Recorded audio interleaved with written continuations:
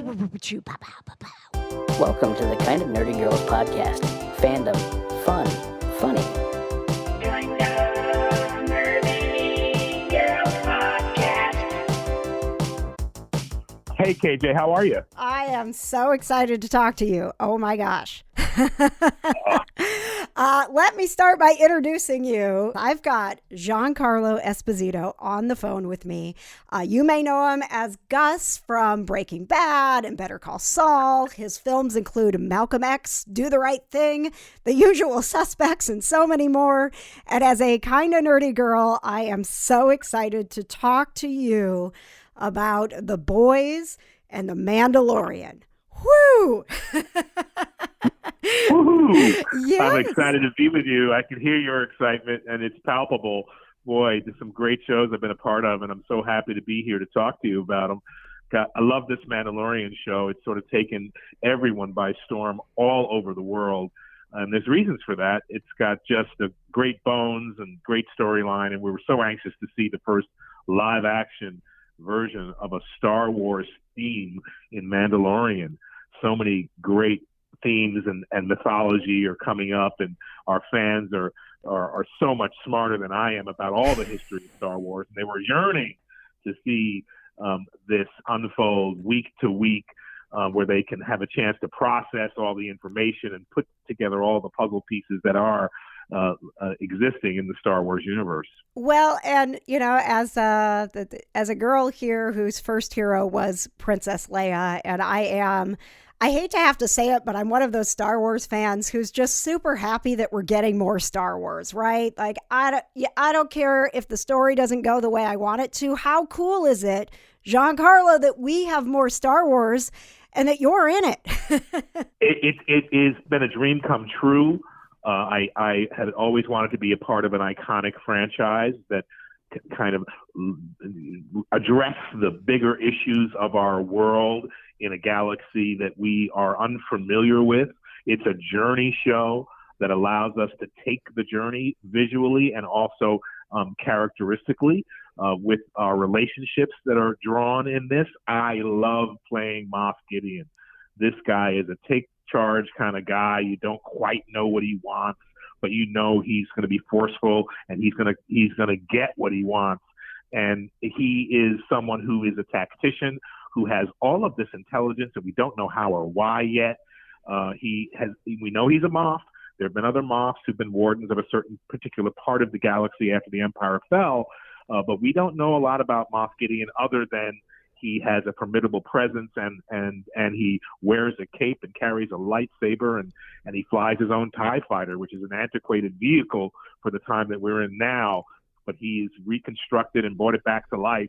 So we get a chance to be not only in the historical elements of Star Wars that we've witnessed before in terms of all of the elements, the vehicles and the stormtroopers and their dark troopers coming, and you know we get a chance to investigate light and dark in this world. And I'm a huge fan of Princess Leia too.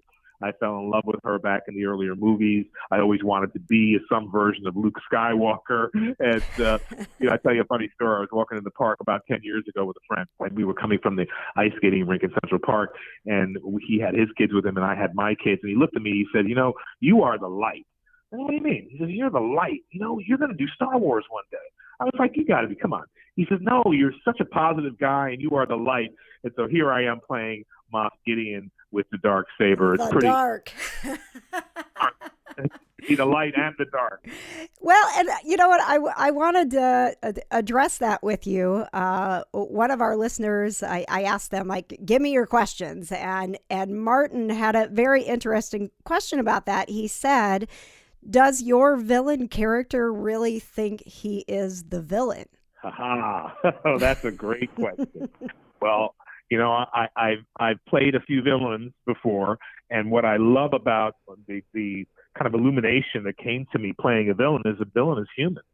A villain's, it's just a matter of whether that villain is existing, the characters exist in a light space or a dark space. And so what did you do to piss me off? To be in the dark space. Don't piss off Gideon off. So I try to bring some human elements, to what I do, to allow people to see that you can make a choice. You can make a choice to be light or dark. Sort of an analogy for our world, and certainly in Star Wars, we're afforded the ability to be connected to mythology. And the power of myth is really strong. And I know that George Lucas had a connection to Joseph Campbell. Mythological stories about journeys and overcoming obstacles and challenges are powerful for people. And so I'm head over heels to be not only a part of this franchise, but to be delivering a message that gives you a full view of what your choices could be in life. And so I feel like I love the Mando character, because he's so in service to the child. He's in service. He's a warrior. And in our lives, we go on a journey, and we're either in service to ourselves or to others. And so that particular piece of our show allows a deeper view into what the world could be if we were all on the same page, and if we're not. And I think you brought up the child. I'm sure that's, it's such a pop culture phenomenon. Everybody wants to talk about the child, and, Baby Yoda, as many are calling the child. But I have to ask, from filming to when we finally, as an audience, got to see the child, how long did you have to go keeping that under wraps? I was shocked from the moment that I saw the child that never leaked, that we didn't have any idea that the child was going to be a part of this. Well, we were all, when I first saw the child with Jon Favreau, I could not walk by this child. It was absolutely adorable and beautiful. And then when it starts to exhibit its special powers, it's exhibiting some strength. And it is also has such an unjaded countenance. And when you think that the child is 50 years old, you think, oh, there's hope for me. I can still learn. I can still learn how to be a child again. I can still play. So I had to keep it under wraps for at least a year, and we all did. But I knew something that tickled me, and that was that. And I said it to John. I said, John, I got to be. I want as many scenes as I could possibly get with the child, because in the theater they say never. When you're a young actor, don't work with children or animals. But in this case, I knew the child's going to be the star of the show, and it's going to captivate people. We kept it a secret. And certainly it has taken the world by storm for good reason. We want to be connected to some innocence again, and we want to be able to feel what that's like to be in service to that innocence. And we want to be able to access that within ourselves so that we can be a little kinder, gentler, and more compassionate. Well, listen, I could talk about The Mandalorian forever because it is such an obsession of mine as a Star Wars fan. But The Boys, we have to talk about that before I run out of time, because that has also kind of taken the world by storm. I was right on top of it because I'm a Supernatural fan and love Eric Kripke and his writing. And so I got to know from your standpoint, shifting over, what it has been like to again play a character that, could be, Stan could be considered a villain, but we don't quite know. Sometimes we're conflicted about that, right? We really are. Stan Edgar is a very interesting character because he's a corporate company man. You don't know if he's at the top or in the middle, but he certainly is running things in our vision and view of The Voice as we see it today. I adore Eric Kripke. All of this came about completely by accident. I was doing a show in Canada, ran into him in the studio, and he took 2 steps back after saying hello with his whole team around him, because I'd worked with him on Revolution, also with Jon Favreau at the helm of our pilot.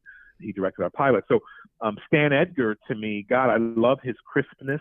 I love his straightforward attitude. I love his demeanor, which I was able to find. I'm so happy I was able to find that's a different essence of being a corporate human being. We had a scene in season 2 with Homelander where Stan Edgar is dressing him down, but telling him you're under the false belief that this is a superhero company. This is really a pharmaceutical company. And all of that really just kicked in for me. He gives him a whole speech about Frederick Vaught, a scientist back in Germany, and then I got his whole character.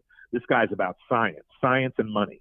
and also about having these superheroes who are so helpful to our general population at large be characters who have these superpowers but have human instinct. And this is fascinating to me about this particular show. So Stan's been really, really great to play. And again, I went on for a guest spot, and it turned into me being a part of the show.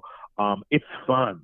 It's fun, but it allows us the opportunity to investigate who we really are and what side we're really on. And I love the analogies to our contemporary politics and corporate world. Well, we are looking forward to season 3 already, and Jensen Ackles joining the show as Soldier Boy. I hope you get time with him as well.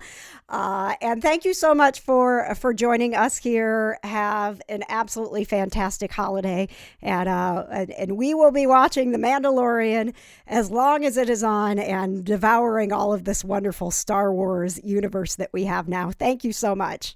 So lovely to talk to you. Thanks for having me. Join the